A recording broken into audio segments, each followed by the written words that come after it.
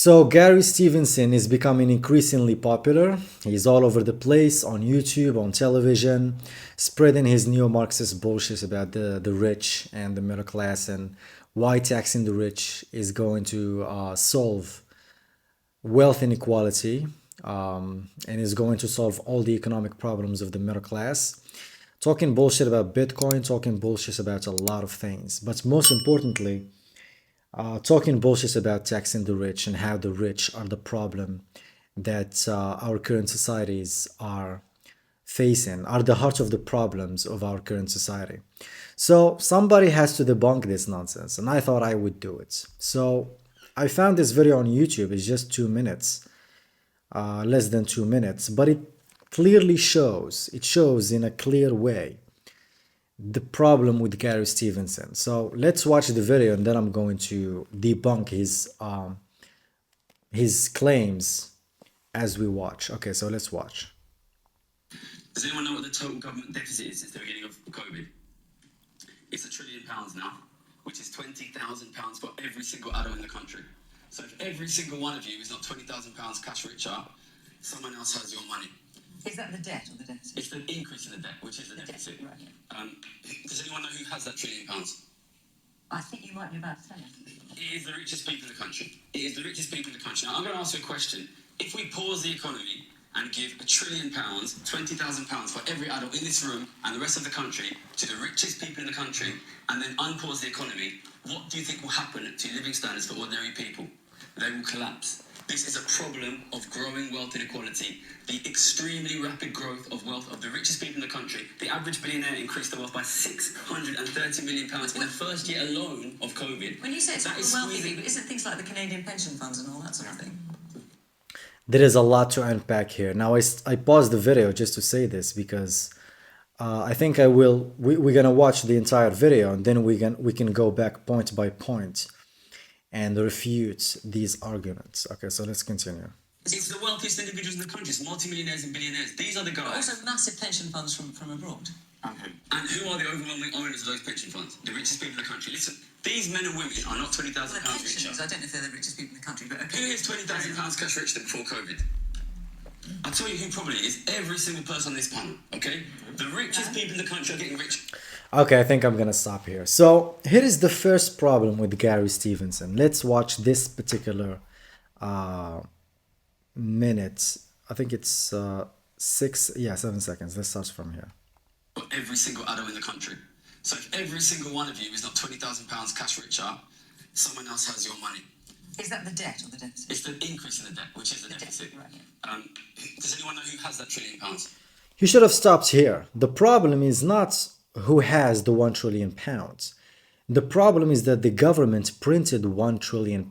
That's the real problem. Who's gonna get the money is also a problem, but it's not as crucial as the cause of the problem itself, which is money printing. And this is the problem with Gary Stevenson. He thinks that money printing is okay. It's part of the system. It's the natural order of things. It should be like, okay, it should be normal to print money. And then he focuses on who got the money and how to get that money out from those people through taxation, which is completely wrong. And he also says, let's watch this. I think you might be about to tell us.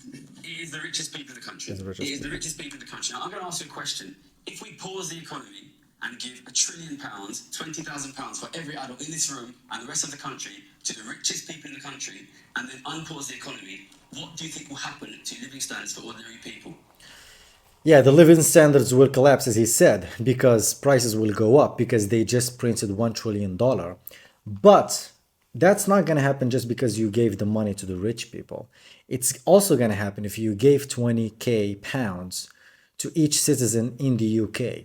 If you print $1 trillion and you give every citizen to 20k in their bank account at the same time, living standards will still collapse because you have created new money and people have different time preferences. So some people will take that 20k pounds and they will go buy assets right away before prices go up. And then when prices go up, the assets will go up and they will benefit from the money printing.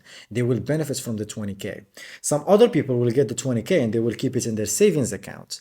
And of course, the 20K will lose value because by the time they want to use it, prices have already gone up. Some other people might be in debt, so they will take the 20K, they will pay off their debt or they will pay off their medical bill or whatever. It's still not gonna make them rich, and it's still not gonna fix wealth inequality.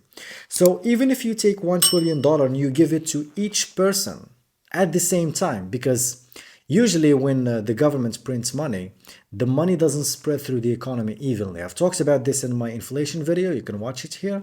It's called the Cantillon effect. People who receive the money first, people who receive the newly created money first, they benefit from it.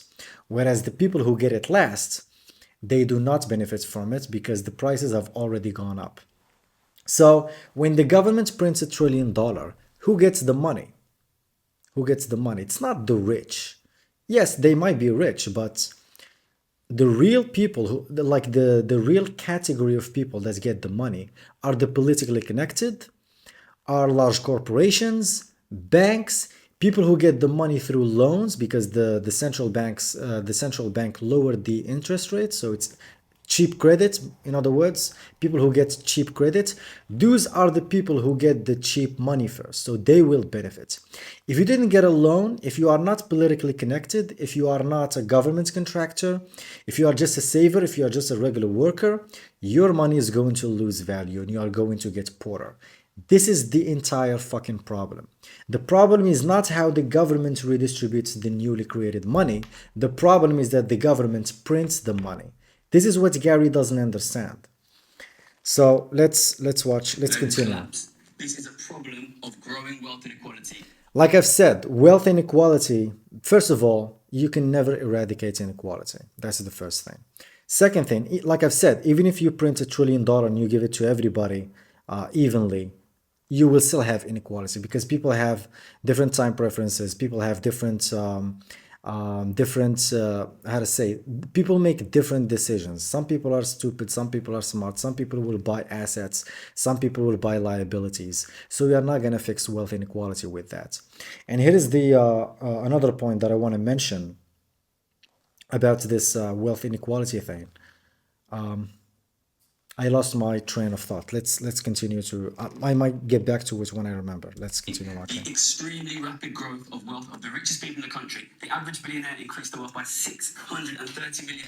Yes, I just remembered. So he's talking about the rich and the millionaires. And by the way, Gary Stevenson, by his own admission, he considers himself rich because he owns assets, he owns stocks, he owns properties, he owns gold, and so on. So when the government prints money, all the assets will go up in price because people who get the money first, they go and buy assets. So that's why prices go up. That's why real estates go up, gold goes up, everything goes up, right?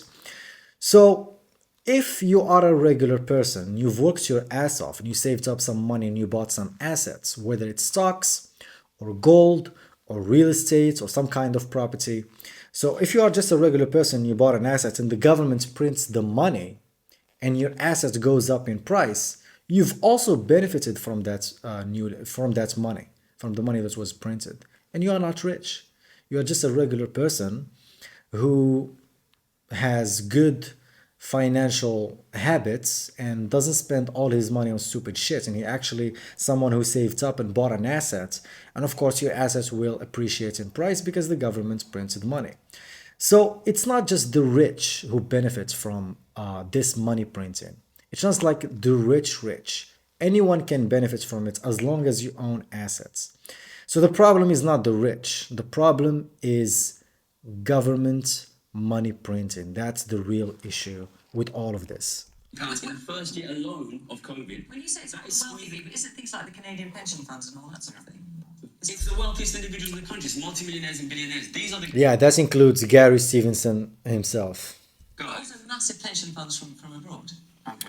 And that includes anyone who owns stocks or gold or any kind of asset. The overwhelming owners of those pension funds, the richest people in the country. Listen, these men and women are not £20,000 richer. I don't know if they're the richest people in the country, but okay. It's £20,000. Now he is of course appealing to the audience. Oh, look, these people are not 20,000 pounds or whatever richer. So he's trying to appeal to the audience to make a point, which is emotion based. That's not an argument. Of course they didn't get rich.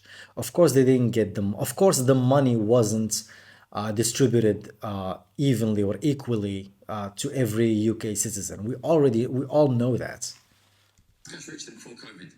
It's a cheap I'll tell you who argument. probably is every single person on this panel, okay?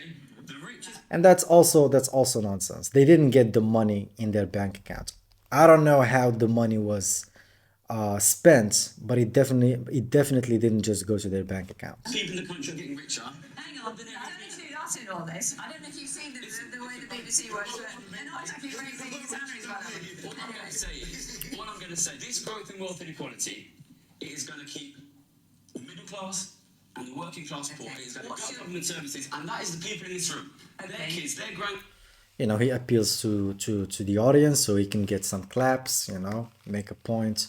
People who don't understand what's going on, of course, they will think he is right and they will think he actually made a good argument, but he's not making any arguments. He's just appealing to the audience. He's appealing to their emotions. I think it's manipulative. It's kind of, he's trying to manipulate the audience to make a point. I'm sorry, but taxing the rich is not gonna make the audience richer. Gary, you've obviously, We are not dealing with wealth inequality. you rightly say, you spent a lot of time thinking about this. See, he got the claps, so his strategy works. Appeal to the audience and they will clap for you. So, yeah, the video is done. So basically, he's saying that the problem is wealth inequality. And by the way, you cannot eradicate wealth inequality. You just can't, because people have different skills, people have different time preferences, people have different work ethic. People are different. So we can never have equal wealth. That's just impossible. That's what communism tried to do. And we ended up with the bloodiest century in the history of mankind. So the problem is not wealth inequality. The problem is inflation. The problem is the money printing. The problem is stealing the purchasing power of people's money. That's the real problem. And that's what Gary doesn't talk about. And that's what Bitcoin fixes, which is why I make videos about Bitcoin. And by the way, you can watch the greatest scam the world has ever seen, where I explain why fiat money is robbing you of your purchasing power and is robbing the value of your savings and of your money, and why the middle class is actually being squeezed out right now, not because of the rich, but because of central banks and because of money printing.